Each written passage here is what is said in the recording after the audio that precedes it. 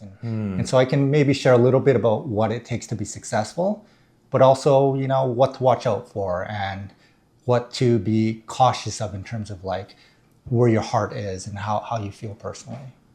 Even if you want to have a good heart, when things feel really sour, it really challenges your ability to let that go. I think maybe that's why I like the word alignment as well. I truly believe that there are a lot of these win-win scenarios. And so, like my dad found this win-win scenario with his company, I think we should in our lives also try and do that for other people. Sunny Hirai, welcome to PathForward Podcast. Thank you very much, Jackie. Pleasure to be here. Yeah, thank you. Many people know you as a serial entrepreneur, a very successful one. You have built multiple successful business. Before we begin, what do our listeners need to understand about your journey, your experience, your influence, in order to fully appreciate the lessons and the message that you want to convey today? Right. Well, I would say I was very lucky. I started when I was pretty young. I didn't know what I wanted to do. I wanted to be an entrepreneur. I knew that pretty young, like probably in elementary school. And I was able, luckily, to start a business when I was 25 with a co-founder. He was a much older person. And that turned out to be very successful. I exited that when I was 28. And then I was able to build another successful business. It did run into some issues. And so there was kind of this meteoric, maybe not meteoric, but I was very blessed to be successful early on in life. And then I also had some challenges later on. And so I think, for your listeners, one of the pieces of context that would be valuable is that I've kind of been through the ups and downs. And that might inform different parts of people's lives. And so I can maybe share a little bit about what it takes to be successful, but also, what to watch out for and what to be cautious of in terms of like where your heart is and how you feel personally. So our conversation today essentially is about your life and your life lesson. But what is the main message or main messages that you would like our audience to take away today? Is there any particular thing you would like to say to our audience directly today? Yeah, thanks for that. I think probably, my hope, my wish for the people watching would be that we'd be able to say something, they'd hear something that is of value that they could apply to their life, and it would make an impact. It could make a change to their lives. But I do feel like, you've put this podcast together, which is amazing. You're doing it for the benefit. Thank you. Of course. And it's, you're doing it for the benefit of other people so that they can learn. However, that's the part that we get to control. And then the part that the listeners and the audience gets to control is whether they apply that into their lives. And that's frankly, there's so many resources out in the world today. There's so many opportunities to learn. But the question is, do you take those opportunities and apply them to your life? So I think the message for me that I'd love for, our audience to hear is that to take these things and figure out a way when you hear these things to take the ideas, see how they apply to your life and try some of them. Don't forget them. Write them down. I have to write things down or else I forget them. You're excited sometimes in the moment, and then what was I thinking about, right? A week later. But if you write it down and you leave a little note for yourself, you might I was going to do that one thing, and that could potentially change your life. I was also going to say one other thing, which is, I've had this opportunity. I've been really lucky to be able to influence people's lives and to help people's lives. And what that really is it's a compression. So there's these lessons. Sometimes it takes a year to learn a lesson. It could take weeks, months, sometimes years. And if you're lucky, you get to compress that lesson into such a short time that somebody can take that away in a matter of, not minutes, but maybe weeks or days and stuff like that. And to be able to do that, I think is a blessing for the person who gives it. And it's also great value to the people who listen to it. Yeah, actually, that's very true. And I remember some of the conversation that we have. Yeah. You also mentioned one of the things you learn nowadays is sometimes you forget about something, but then when you discover it, you will go back to it, no matter how long it is. Right. How Yeah, long yeah, away yeah, it is. yeah. Where did you get this lesson, and why is it there? Yeah, that's a good question.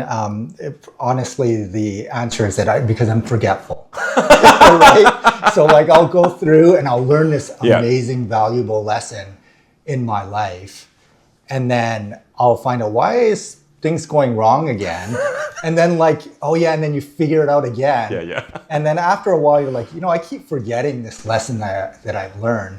And so what I try to do is I keep a record of the really valuable things that I learn. I also have, I think I shared this with you last time, but I have a morning routine. So every morning I try to do a thing that is a bunch of tasks that I go through that I know to improve my life, right? But then there's also things that are longer term that I need to be reminded of, maybe once a month or once every few months. And I keep those and I write those down into sheets. And I also write down not just what the thing that I need to remember is, but also why I wrote it down in the first place. Because without the why, it's often hard to actually do the execution. Because it can sound trite. So many things in our life, when somebody gives us a lesson, it sounds trite because it's just a saying. But when you can tie in and recall the meaning behind why you decided to do things, then it just opens up your mind to execute. Yeah. To me, the meaningful thing of when you said it is, it's never been too late. Even though you live it for a while, it's always okay to pick it up. Yeah. Do you ever find that, do you ever feel that when you pick up something again? Yeah, so there's this idea that I've kind of learned more recently, which is to plan for failure. So, and that doesn't mean like you plan to fail, you plan for what happens when you fail. So a challenge that I used to have is exercise, right? Like you get, probably a lot of people can relate to this. You get really excited about, okay, I'm going to go out, run every morning. I'm going to get up at 6 a.m. I'm going to run. And then like you do that for 2 weeks. And then like 1 week, you're just like, I can't do it today. And then now you fail. And then you start feeling bad, right? You feel bad that you failed. And so because now you've associated exercise with this bad feeling, it somehow ends up stopping. That's like, our New Year's resolution. But what I tried to do more recently is, well, what happens? Okay, I'm trying to do these exercises. I'm trying to do them, 3 times a week. And if I don't manage to succeed at doing that, I don't beat myself up over it. I say to myself, I missed, maybe a whole week, maybe 2 weeks. But I don't associate the bad feeling with the activity. And what I do is I basically, it's not even forgive myself. It's just like, it's fine. It's okay. I think one of the things we do when we fail is we tie that to the fact that we lack character, that we're not good or we're some sort of a failure.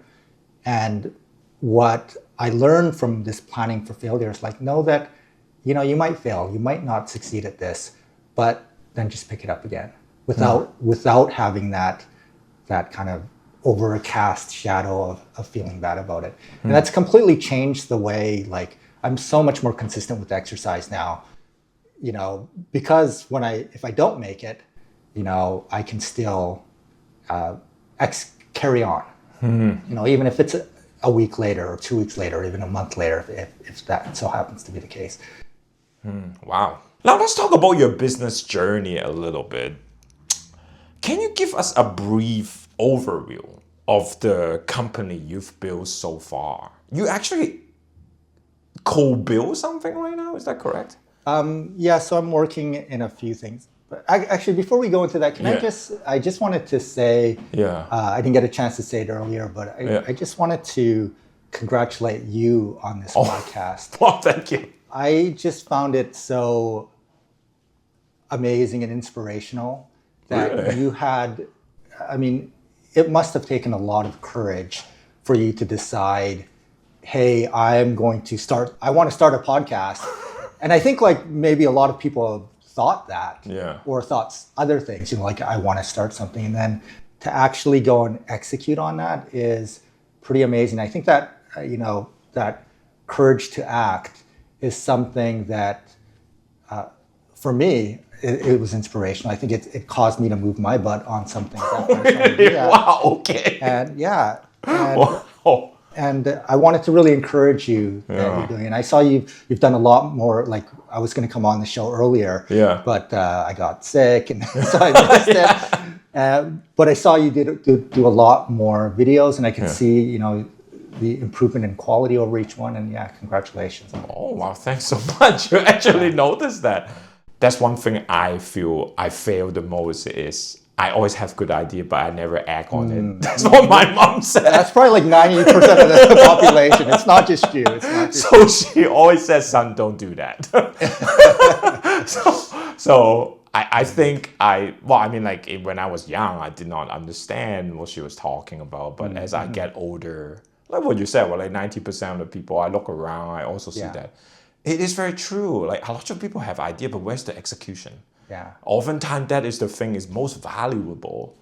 And because I saw that and I always think of this one line that my mom said. Yeah. So I just really try to, whenever I have good idea, let's go try it, whether I succeed or fail. Yeah. But at least I did it. Yeah, at least I love that. I think that idea of like, you can fail. There's a good chance you're going to fail, but you do it anyways. Yeah. A friend of mine, actually, you were at the same event, talked about that being growing pains. You don't, if you're not feeling some pain or some discomfort, you're not really growing. You're in the comfort zone. I think that's a really valuable lesson. Yeah.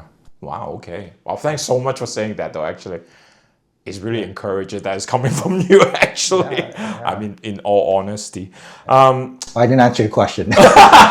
But let's get back to that. Yeah, you're asking me about a brief overview of like the company you've built so far. The first company I worked on, I was a co-founder of. It was called Suite 101, and when we started it, it was back when people didn't know what the internet was. So the first thing when people asked me, what I did, I said, well, do you know what the internet is? And then I'd have to explain it to them, and then after that, I'd explain what we were doing. We were a guide to the internet. We were one of the first online communities on the internet. So before, when the internet first started, what you'd see is a bunch of websites, and they were static websites. They didn't change. People wrote the code. Of course, nowadays, all the websites are dynamic, they have forums and stuff like that. But I think we were one of the first ones where we had dynamic content that was submitted by the user. So I think at our peak, we had 1,000 people writing for Suite 101. And eventually I exited that company. I did fairly well for myself, and I was able to meet a lifelong goal for myself. I had set a goal to make $1 million by age 28 when I was younger, and so that allowed me to meet my first goal. And then after that, I started a company called MeZine, but the main product was CityMax, and that was one of the first website builders on the internet. It was a small website builder for small businesses. It allowed you to build a website, but you didn't have to learn how to program. And back then, when I started, the only way you could get a website is you hired a programmer to build your website for you, and that tended to cost, I think back then it was like, $10,000 was not at all uncommon for a simple website that's a static website that you could probably, get for under $1,000 these days. And so that became quite successfbut there was a event where things didn't go quite so well when somebody else was running my company, and but the company was still profitable for quite a while after that. And then more recently, I've left the management of that site to another company who sharing some of the proceeds, so the profit gets shared between us and them. And I'm currently working in a startup where I'm the lead AI engineer. This is a legal contract lifecycle management. Basically, it's AI for legal. It allows you to draft contracts, redline contracts, but also to create reports. So if you have 1,000 contracts and you need to find out when they all expired, extracts that information. So all sorts of things with contracts. The CEO is a lawyer himself, and that's growing very rapidly now, and we're seeing a lot of success, which is great.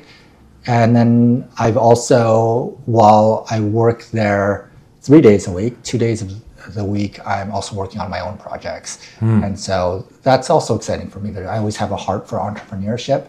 So being able to work on my own projects is really fun and exciting for me. Oh, wow. Very busy, actually. You have a lot of things on your hand. But when I hear that, I'm just very surprised that it seems like you always smell where the opportunity is because you're ahead of time a little bit.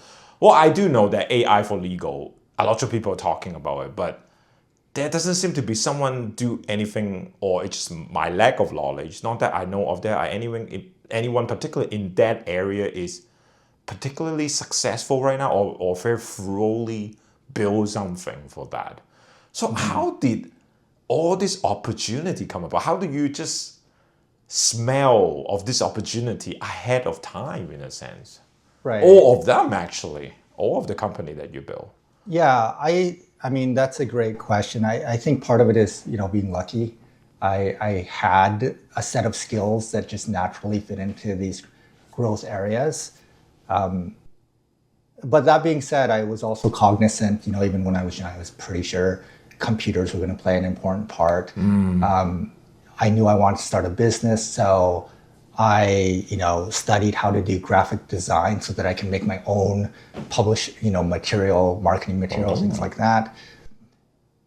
So I think there's a part of it which is, luck, right? Like you chose the skills, or at least you guessed at the skills that would be important in the future, but also, you're not 100% sure until you get that, right? Yeah. The second aspect of it is, I think, and it ties into one of the I think, fundamental lessons that I've learned in my life. I think this is really important for all kinds of people, whether you're young, whether you're old, whichever part of life you're in. And that idea is to have this desire to always deliver more than you promise. So, when I got involved with my first company, I knew how to program a little bit, right? I knew business, I knew computer stuff. But I was not probably on paper the most qualified person to become a co-founder. I mean, this person that was my other co-founder, he had a lot of experience in business. But when I met with them, I told them that I don't have all the skills you need right now, but I'm going to learn it. That's what I do. And so part of the process of becoming partners with him. So I actually met him on Friday for the first time ever in my life. And I think by Monday we were partners. Like, that's how quickly it happened. And, considering that they put in hundreds of thousands of dollars and I put in nothing, like that's amazing, right? Like that they would have that sort of trust. And I was 25 years old. I was a kid. But one thing I did bring to the table, and I think that everybody can bring to the table, is this delivering more than you promise. And so after I met with them, on the Friday, and I was, of course, as prepared as I could possibly be for that meeting, when he shared with me his ideas for what he wanted to build, I took all those ideas over the weekend. I thought through how we could execute these ideas, what we could do to improve those ideas so that when I met with him again, there'd be a whole plan. Then nowadays everybody has laser printers and you can make things look nice, but back then it was relatively rare. And so, I printed out all the documents, I put it in a nice folder, and, back then, suits were the order of the day. If you like a full, suit and I wore that to the meeting because I wanted to impress, and I'm going to go above and beyond. Yeah. And I think because of that over delivery, I think most people will be like, oh, maybe I'll come up with a few ideas. No, you got to go as far as you can take in it. And it's the same with the AI legal company. You could say like, how were you positioned to know all the AI? Well, actually, when I got involved with the company, I didn't know hardly anything about AI, but now I'm the AI engineer. And I told them, I said, I will, I came in through another area of expertise. Yeah. But I knew I could pick it up. And so as soon as I could, I was learning and picking up those skills. And the funny thing is, when you put yourself into a position where you have to learn, because you've told people you're going to learn, that drives you in a way to meet those expectations.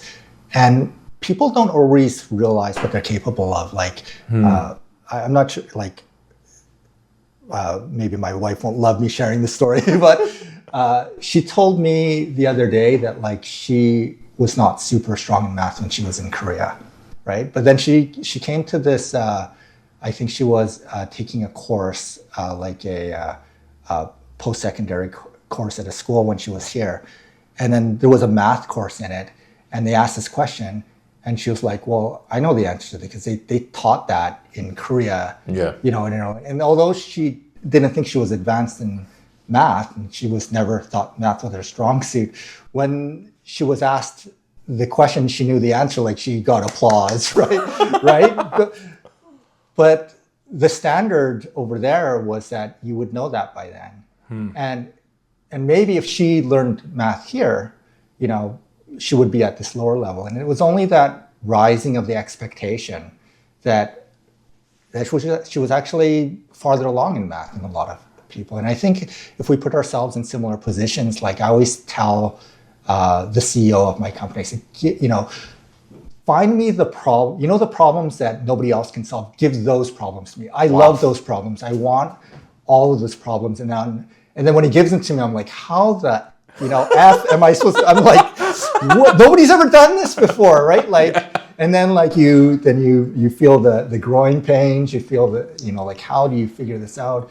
And eventually you're like, oh, if I tie this together and that together, then we have a solution. And then you find that by putting yourselves into a situation where you're tasked or you're responsible for figuring something out that's harder than you think you're capable of, you can sometimes rise to meet those expectations. And I think we could do this at every stage of our life. Yeah. Okay. Wow.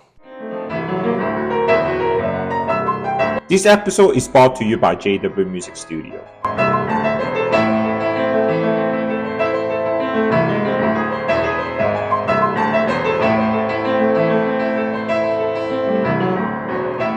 We offer piano and guitar lesson in both group and private setting.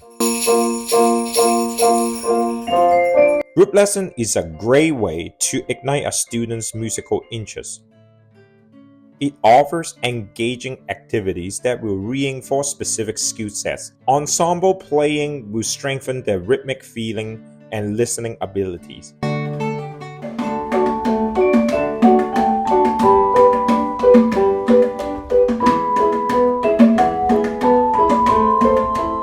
Most of all, they will experience the joy of making music with others. Contact us to find out our available schedule. So the first story you share when you meet this partner of your first business, that was for the partner for I-5, right? Right. Yeah, yes, that's the right, partner for the I-5. Yeah. So of all the venture that you have done, of all of the business venture you have done, which company do you consider most valuable financially? Yeah, that would have to be CityMax. Okay. Suite 101 it was a public company, but on a smaller exchange. So at one point, it had a really high valuation. Yeah. But I think in terms of like delivering business value, at the peak, CityMax was doing about a little over $6 million in annual revenue, and so that was definitely. I was really happy that we were able to achieve that with our team. Okay. So can you explain a little bit about CityMax, I think you explain a little bit more, but let's get to a little bit more detail. What is this business about and what makes it so successful at that time, at that moment of time? Back when I started CityMax, I mentioned that websites were static websites. And so in order to build a website, you had to have a lot of money. And I always had felt at that time that like the democratization, basically giving the ability for anybody to build a website would be something that would become true soon. And at the time, because of my experience with Suite 101, I knew how to do, I knew that that was possible, and I knew how, generally speaking, how to execute that. So I was really lucky that because of my background and the things that I was working on really tied into this idea that I just knew. Like that's one thing about that particular business that hasn't really happened in other businesses, that like I knew it was going to be successful. Like people were charging $10,000 per website. If we can, and we started at, it's like $20 a month we were charging for our website builder. And it's a subscription based business too. Right. That is also ahead of time in a sense. Yeah, it was. There weren't very many SaaS businesses now. There wasn't even a name for it back then. Called it SaaS. And then we were also lucky in terms of the marketing. How do you sell this? Like now that you've got the service, and the order of the day back then was banner ads, but people were becoming blind to banner ads. You'd basically, at the very beginning when people saw these banner ads, which for you younger people, they're little square ads that were always exactly the same shape. You basically develop this ability to not see them, right? And then, everybody knows what Google Ads is now, but Google Ads had just come out. So nobody was really using it yet. And so we tried a lot of different things, but one thing that worked really well for us was Google Ads. And we started doing something that nobody else was doing back then too, which was A/B testing. So people would just put out their website and it was what it was. But I had I had studied a bunch of stuff about guerrilla marketing and how to do direct mail. And what they often did is they did tests with direct mail. You would send two different direct mail pieces, and then you'd see which one did better, and whichever one you did better, you did more of that. And I thought, we should do that with websites. And now, of course, everybody does it. It's like, everybody knows that. But I think we were one of the first people to actually do that in our business. And anyways, the long and short of it is we did that. We were able to know what converted. We did a lot of tracking. And so we were able to buy a client that was, $20 a month. So probably over their lifetime around, $400 of lifetime value. But we were able to buy those customers for $20. So within a month, I think maybe it was 2 months at some point, but at the beginning it was like a month to 2 months, we would get all of our money back. And so once we figured that formula, we just put all our money into Google Ads, and we raised, I think, another $1 million US. And we took all that money and we just kept cycling it through. And that's basically how we rapidly grew to like $6 million in annual revenue. Wow. But also the question comes up to me, even though I heard this story a few times, is which one do you think is more important? Is it the study that you figure out this thing? Or is really pure, because there's a little luck involved too, right? Because that is like the time that you were in, which is not in your control. Right. But at the same time, you also discover those opportunities. Right. So which one do you think is more important, and how do you prepare for this moment in a sense? Yeah, I mean, I think it's your mindset, right? Your mindset has got to be the most important thing. And the reason why is you can't control luck. And I think people who have the right mindset are able to see the things that are lucky in their lives. And the people who have the wrong mindset they're not going to see the lucky things, they're going to see the unlucky things, right? Like, I'm sure we all have people in our lives where it seems like everything is pessimistic. And then there's other people in our lives who are like, geez, they're happy like 99 days out of 100, right? Like, how do they do that? I think that can be nurtured to, this feeling of gratefulness in your life.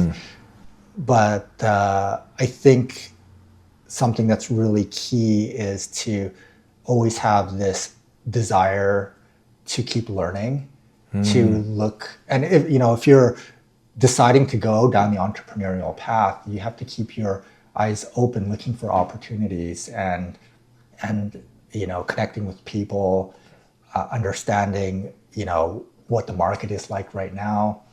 And that, when you do that, you get more lucky, or you find yourself running into more luck. Wow. Okay. So at the same time, CityMax, this particular business, also present one of your biggest challenges.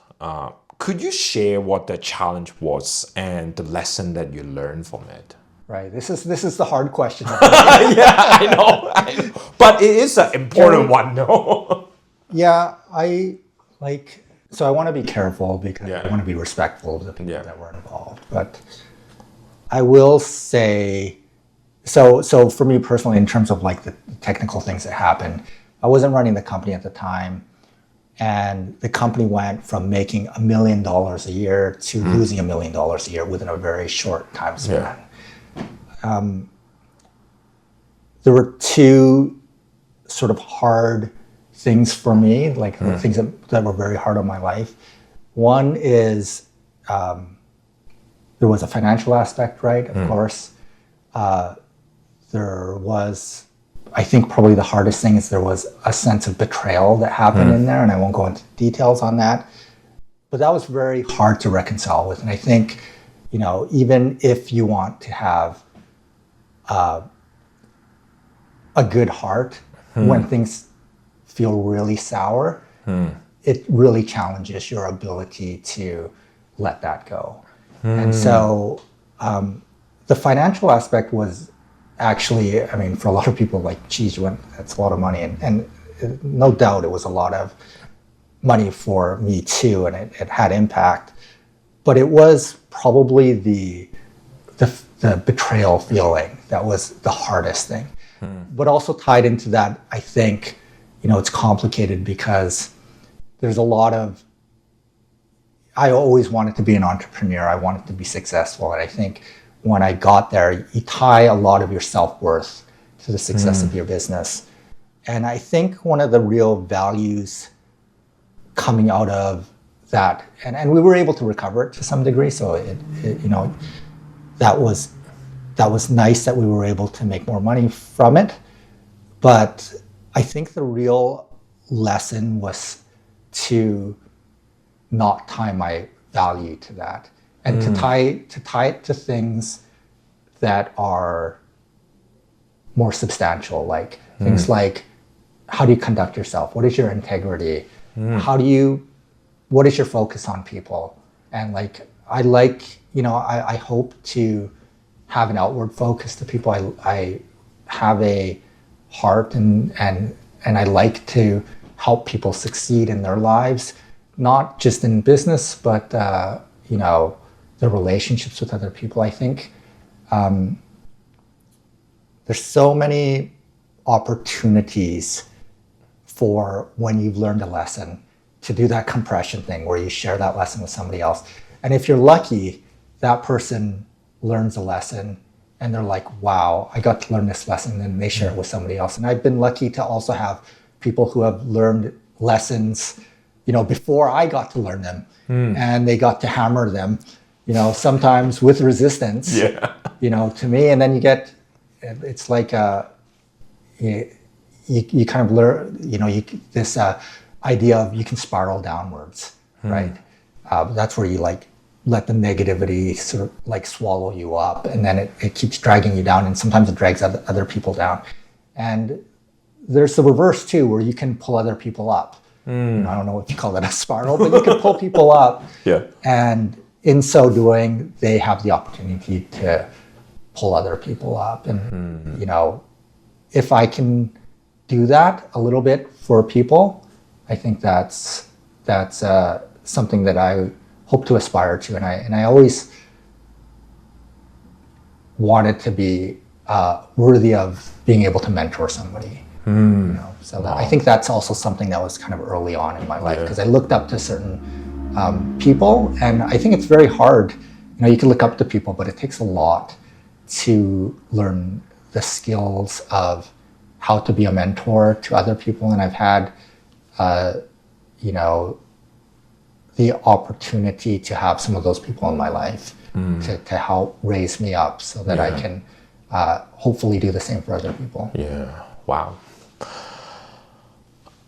To me, though, I think if we can just avoid maybe some of the sensitive issue, but betrayal is a very, very hurt feeling. I mean, even though my business is very small, I mean, I have experienced those things too. I mean, like, it is really hard for me to swallow sometimes. Yeah, and for sure. But for you, if you can share, maybe not too detailed, but that you feel comfortable how you want to share it. Like, how do you get over that and still come up, still positive, and build another business too? So you get over it and you still carry this idea that I can do it, it will be fine, right? Yeah, that's a great question, Jackie. I think there's a few aspects to it. One is to try and forgive the other person, right? Like, I think that's hard to do without some other tools, though. And one of the other tools is to own the parts that you can, own as much as you can of the situation. So, like, let's say somebody did something bad to you and you had some inkling that it could happen. Like, what are the parts you can own for that? In some ways, I sometimes feel like, this bad thing happened to me, and there was I feel like some pretty bad behavior, and there was also some, putting the blame on me when it wasn't. And so that also generated feelings of like, oh, I really don't like the taste of that, right? I think over time, though, it's like, man, maybe I could have done a better job of helping guide that person. Maybe, like, what caused that person in their life to behave that way? And, what a burden that must be for them to have those kind of choices in their life. And maybe this person's completely changed. Maybe they're, they did a 180. I sure hope so. But I think that aspect of realizing that, hey, maybe if you were raised in that situation, that's what you believe would have been the right course of action. Because, in a way, we're probably really lucky to have the parents that we have. It sounds like your mom gave you some really great advice. That's true. And my parents, they've done a lot of work in making sure that I had a good heart and that I did the right things. What if you weren't raised like that? And maybe that makes your life really hard, right? So I don't think it's right to, I think sometimes people go like, well, I just feel sorry for that person. Yeah. I don't think that's the right thing, because you're trying to put them below you. Like, oh, I feel sorry for them. Lucky I'm above them, right? It's more like this could be me, and that I'm not better than them. What could I have done to make that situation better? And that being said, like, even as we do that, I think we want to be cautious of, sometimes we get signals. I think maybe we've all had friends who are like, oh, they're so good to me. Like, they're a little mean to some other people, or, or they've, they do things a little suspect, but they're always good to me. Yeah. And I think that's, I've learned that to see that as a sign that it's not whether they're capable of doing that to you, it's that they just haven't yet. And that doesn't necessarily mean you can give up on, those types of friends. Maybe you can try and help guide them to not be that way, or to help them out of it. And I think sometimes when people just need that a little bit, I think that a great lesson that I've learned in life is how to hopefully talk to people to improve the way that they conduct themselves, but in a way that isn't either avoidance, where you're like, oh, I'll just ignore that. And it also isn't conflict. Like, you're kind of a dick, like, I don't know how to say that. But, like there's like an in-between way of like doing it with a real heart for understanding their position and understanding where they come from, but also not agreeing with it and not, I think that's an incredibly hard thing to do and to teach as well. But when people get over that hump, I find that it can transform people's lives. So but that's also incredible skill that I think is really necessary in our society nowadays. Actually, we definitely need more of that. Yeah, right. Not to agreeing what is wrong, but at the same time, you don't want to, just keep saying, "Hey, you're wrong." Or you don't want to. There's a tact to it. There's a way to listen before you attack. Right. Yeah, that's like true wisdom, basically. Now, you mentioned your father a little bit. I really would like to talk about your family a little bit too. So let's go back to the beginning. You were born and raised in Vancouver. And your father was also an entrepreneur. Yeah. Can you tell us a little bit about his story, how he started his business? Because I really find that fascinating, actually. At JW's Music Studio, we offer more than just music lessons. We also nurture future leaders in music education. Our Piano Teacher Apprenticeship Program is an initiative designed for advanced piano students who are ready to take the next step from student to teacher. This program provides a structured, supportive pathway into music teaching. Participants are mentored through every stage, from interview and training to guided teaching and independent lessons, all while being compensated as they grow. Whether your teen is exploring a career in teaching or simply wants to deepen their connection to music, this program offers real-world skills in a safe, encouraging environment. Contact us today at jnwmusic@yahoo.ca. Yeah, so my dad was working for a company, like a lot of us are in our lives, and then he wanted to build a business, and in order for him to build this, he wanted to export seafood to Japan and do this in concert with the company in Japan. And so he started this conversation with the company in Japan. Japan is a very in-person, like handshake, type of culture. And so he needed to go to Japan and have an in-person meeting with them. However, my dad wasn't rich, and he basically couldn't afford the plane ticket to go to Japan. And I think this goes to resourcefulness, and I think probably something that my dad that rubbed off on me from my dad. So what he did was he found another company, and they were actually looking for a translator. My dad could speak English in Japan. And so what he said to the company was, hey, I'll be your translator in Japan, and I'll do it for free, right? I won't charge you anything. But when we go to Japan, I want to have certain days off where I can go and meet this other company. And because of that, he was able to fulfill his need to go to Japan, which he couldn't do because he couldn't afford, and also provide a great benefit to this company because they basically got a translator for free. They would have had to pay a translator in one way or the other, right? I think that goes to another lesson for me, is that I found that I really value in my relationships, and that's this idea of alignment, right? I think the trite way of saying it is make it a win-win scenario. Yeah. I feel like sometimes the win-win scenario wording is maybe a little trite now. Yeah. And it sounds like, and I've even heard people say like, oh, that's, when you hear that, you're about to get screwed, right? Right? Yeah.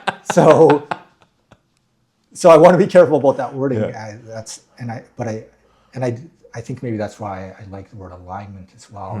I truly believe that there are a lot of these win-win scenarios. And so when, like my dad found this win-win scenario with this company, I think we should in our lives also try and do that for other people. So when you asked me about this legal AI opportunity, I thought maybe there's an opportunity to work with them.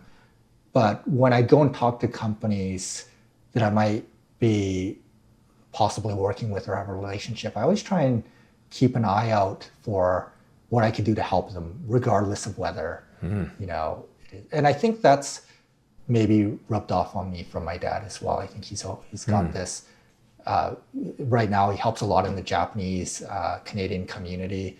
He doesn't look for anything back from it.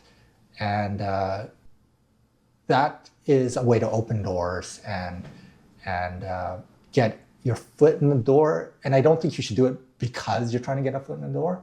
But when you behave in that manner, you just find things open up for you more often. Alignment. Yeah, Yes, alignment. That's super key value for me. Yeah. So how do you feel your family shape your values around work and ambition? Yeah. Well, my dad's, very entrepreneurial. He started his own company. And I would say even when he's not being entrepreneurial in the sense of, he's always thinking of, what's the next big idea? And so he's always sharing that with me. And he's got this passion for it. And I think both my parents have this passion, like having good relationships with people, doing the right things. My dad was always on like, don't be the bad guy when you start a company, right? Like the evil corporation, you don't want to be like that.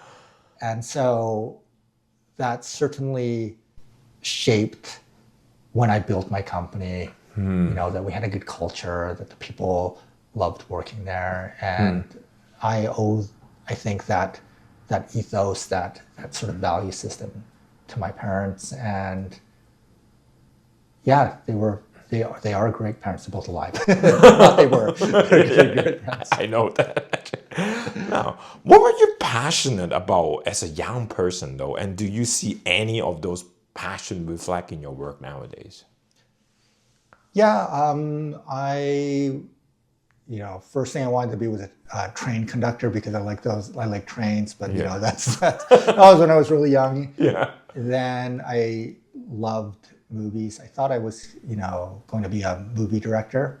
I'm dating myself, but when I was young, I saw Star Wars, the first one, not these new ones, and that made me want to be a director. And I still have a love for movies. And although I'm not directing movies, I kind of have a directorially eye. I kind of like movies that are, I think other movie directors or people who are movie fans are into.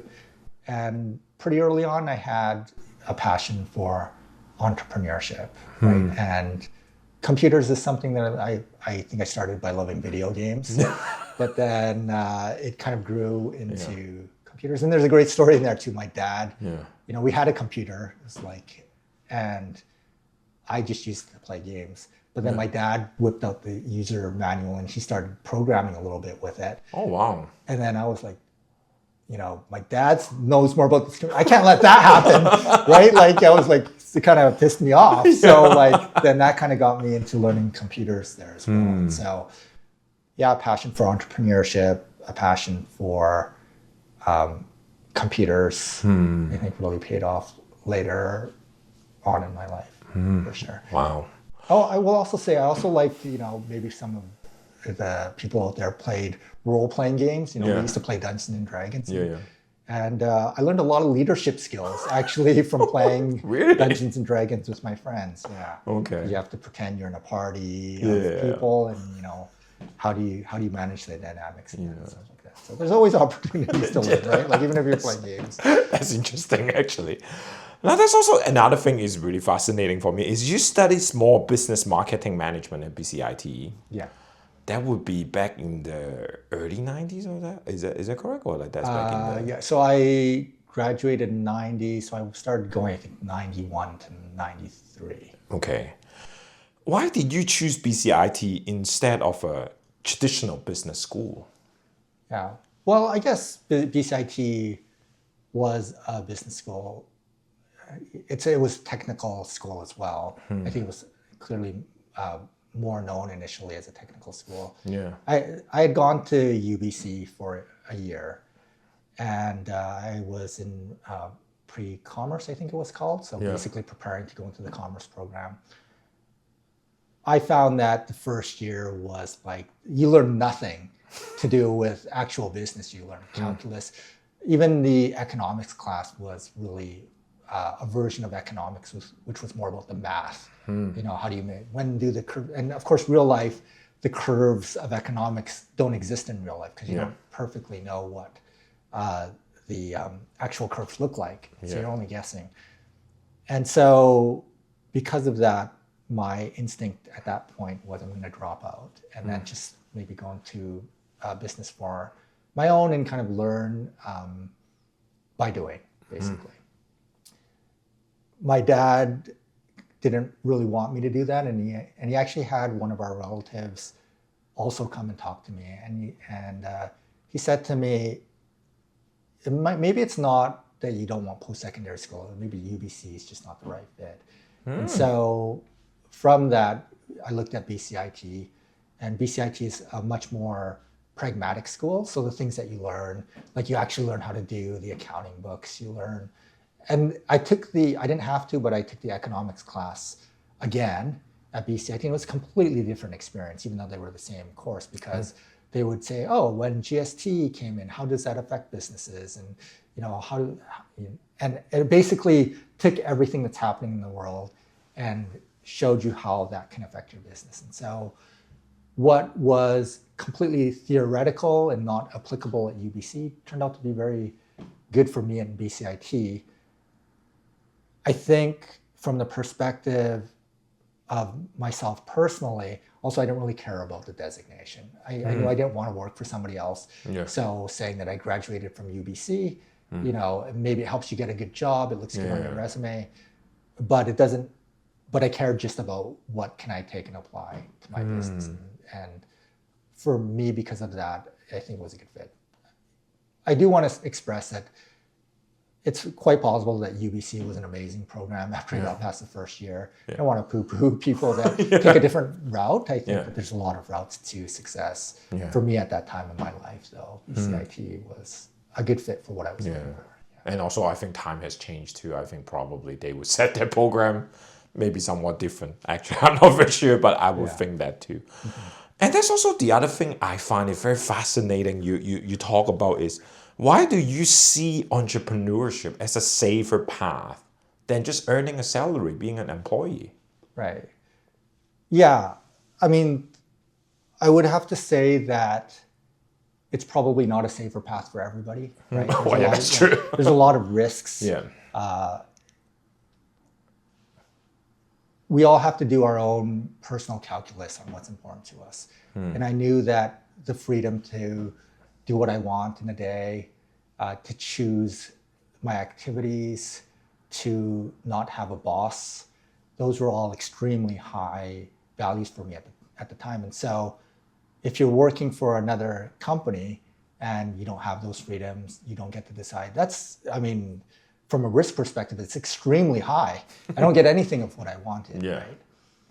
And so for me, the choice of going the route of entrepreneurship really, I think, fit with my values in terms of like what I wanted in my life.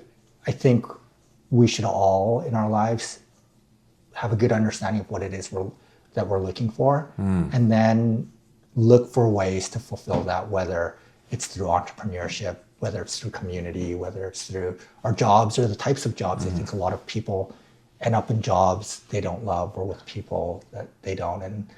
And maybe people feel helpless in those situations. And I think things often are not easy when you have to get out of them, that there's always opportunities if you keep your mind open to looking for ways to change your situation.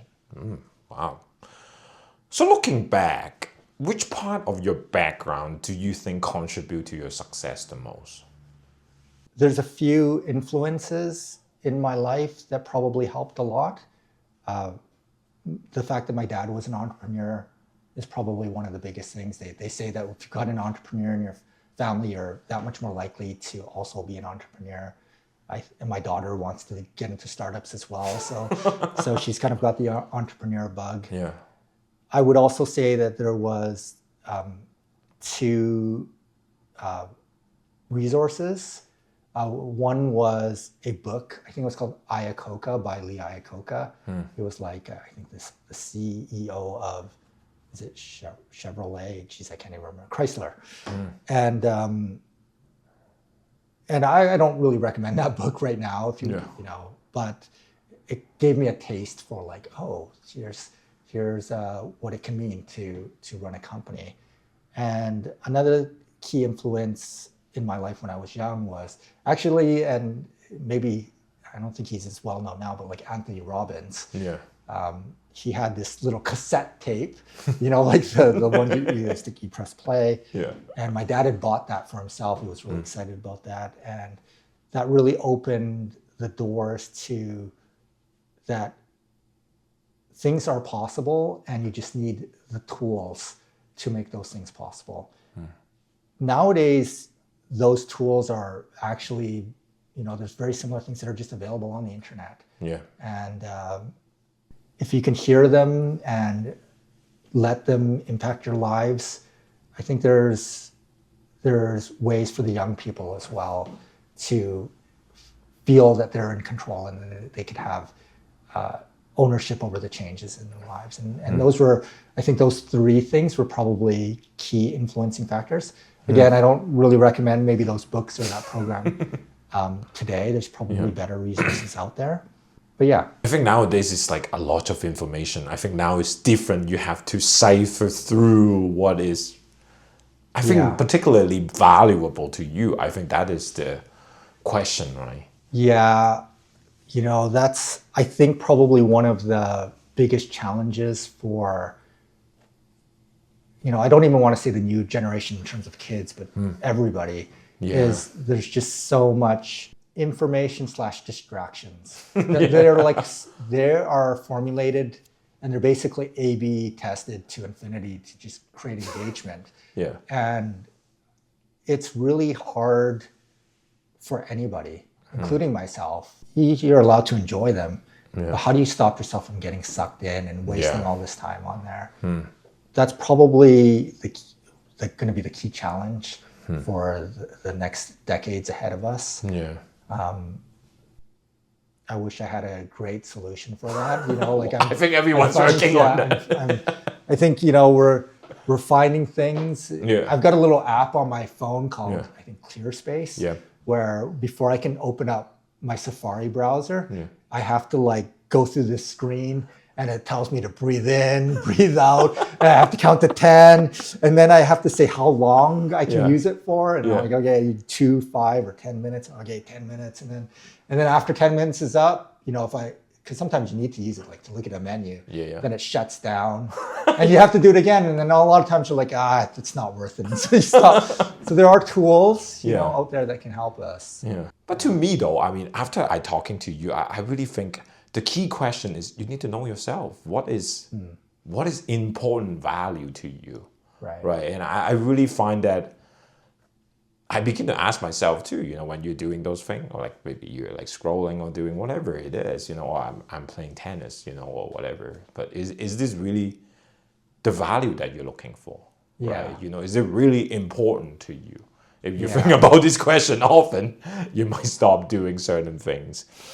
But anyway, of all your accomplishment in business, which fields is the most significant to you and why? I think at the time, before that, certainly I had that lifelong goal to make it to a certain number for myself, and I was able to do that through Suite 101. So that was probably the most big moment in my life. Where I was able to, accomplish something that I'd worked a lot in my life to get towards. But in terms of business success, CityMax was one where I did it by myself for the most part. Of course, I had a team that I worked with, but in that scenario, I was the CEO. I had to raise some money. I had to come up with the idea, and then I had to sell the idea, market the idea and then grow a team around it. So yeah, there was a lot of learning. And I think when I say business success, also something that was really important to me was to build a business where it really took care of the people. And so, having a really great culture, people loving to come to work. And that was something that we were able to achieve a lot of, and we were very intentional about that, about doing things that would create a culture that would result in that that feeling of, I think it's trite now, and maybe even trite then, but we tried to create a feeling of family within the company. Oh wow! And sounds like you succeeded. I mean, that is very important. Now, this is one of the questions I always ask every single guest. It's a tradition that I have for this podcast, particularly. Looking back in all your life up to this point, how would you define success? I think the traditional view of success is often financial success, right? And I would say that we should not disregard that. I think it's good to have financial success. It allows us freedoms to do what we want. It gives us freedom to help other people, to be generous. And so I think that's an important part of it for sure. I think hand in hand with that, though, is you want to do it in a way, ideally, and if you're not interested in financial success, I think that's fantastic too. But the relationships you create with people, how you help people, how you can impact other people's lives, that is meaningful impact that can outlast your business, and it can make huge changes to other people and their lives. And sometimes it's great because if you teach somebody a little thing and it takes them on a different trajectory, you could really have changed people's lives. And so I'd like to think that I'm able to do some of that, and that there is value in that, and that plays possibly more impact on the world than just any sort of financial, success. Wow. Okay. Yeah, I just really want to say thank you for coming to the podcast. I'm really honored. I really feel very honored. I'm flattered that you'd have me on your podcast.